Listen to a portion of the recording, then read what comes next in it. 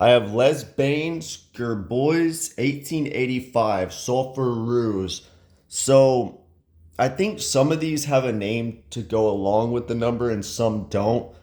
And I believe the number is supposed to smell like the year. I'm not sure, but this brand is owned, I believe, by people that really like fragrances that are into it. And the fragrances do smell interesting. It's not just like a mass appealing generic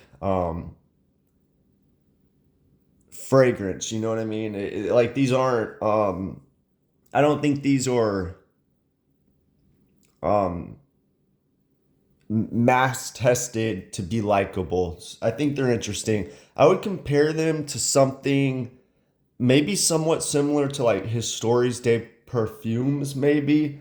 Um, These do have a little more aroma chemicals in them, though. I will say some of these dry down to like a musky Embroxin or something like that, but in a good way, not just in a generic way.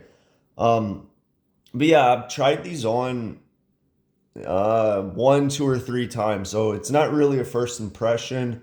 It's not really a review, but I want to get my thoughts out. So this fragrance was made by Dorothy Pyatt. She works for Robert Tech. She's done a good amount of fragrances. She's done several for Imwaj. I feel like that's probably the ones people know the most. She's also did, I believe, the chai one for Mason Cervelli.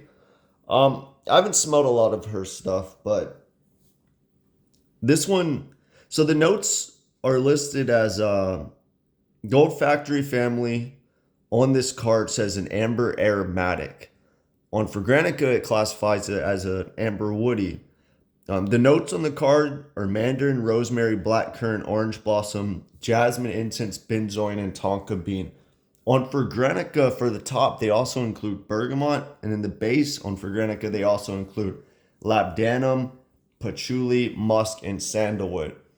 I feel like Fragrantica does a better job of listing additional notes that the card didn't put in there because yes, there's definitely some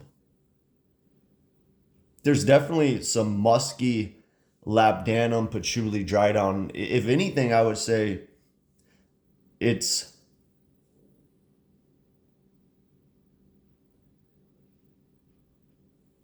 if anything, it's kind of the majority of the fragrance.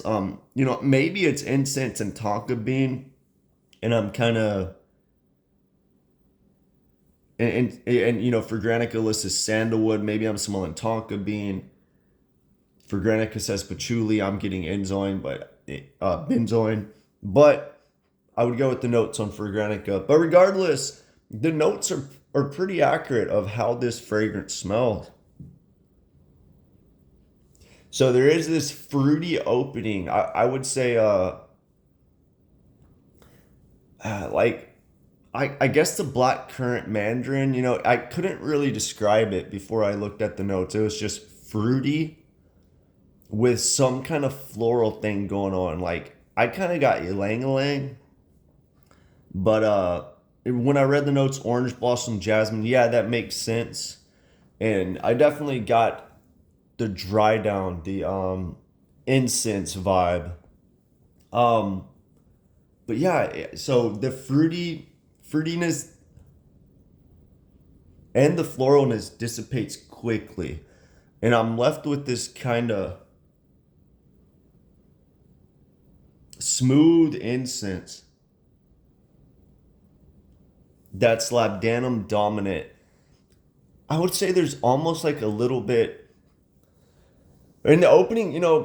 When I first smelled it, I thought maybe leather. And then I saw incense, thought incense. I feel like it's kind of like this leathery incense that could just be the labdanum incense, but I'm getting this like leathery labdanum incensey thing going on.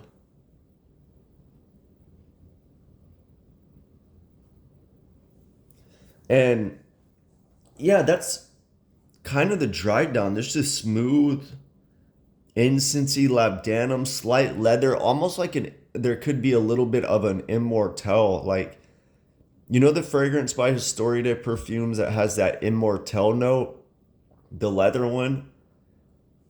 I kind of get a vibe of that, but not nearly as challenging with this. This one's way more smoother, and the leather's just a hint of being there from that. And the immortelle, maybe just a little. It's similar. It's similar in this. A little more than the leather aspect in this one. Yeah, it's this nice ambery, smooth out labdanum incense dry down with some musk, and that's really it. And then the opening has this like fruity floral thing combined with it. There's not much more to say about this fragrance. I think Look, I think it's good, and I think a lot of people that are into amber or niche fragrances would really like the dry down of this. I feel like the fruity, somewhat floral opening might throw people that are really into niche fragrances off. Um, just because a lot of people into niche fragrances don't seem to like that fruity aspect. And then people that like fruity fragrances don't really like that incensey amber labdanum patchouli dry down. But it's interesting because it combines those two aspects. I don't think it leans a gender. Yeah, maybe the fruity floral openings feminine and the dry down. The dry down would be more of a modern masculine, classically feminine though. Yeah, anybody can wear this. I wouldn't worry about that. If you're into niche fragrances and you're into this style, you're not going to care.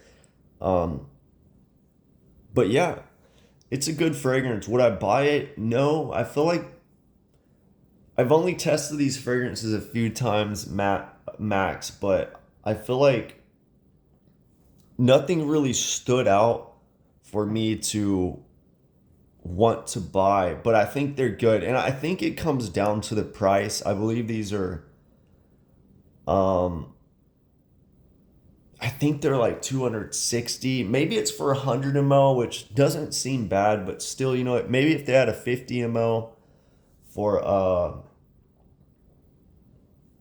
100, I feel like these are good fragrances, but a little pricey, but the bottles are nice. The brand's good. I feel like it's one of the more interesting brands that I've tried lately. It's just not like one of my favorites, you know? Yeah, let me know what you think if you smelled 1885.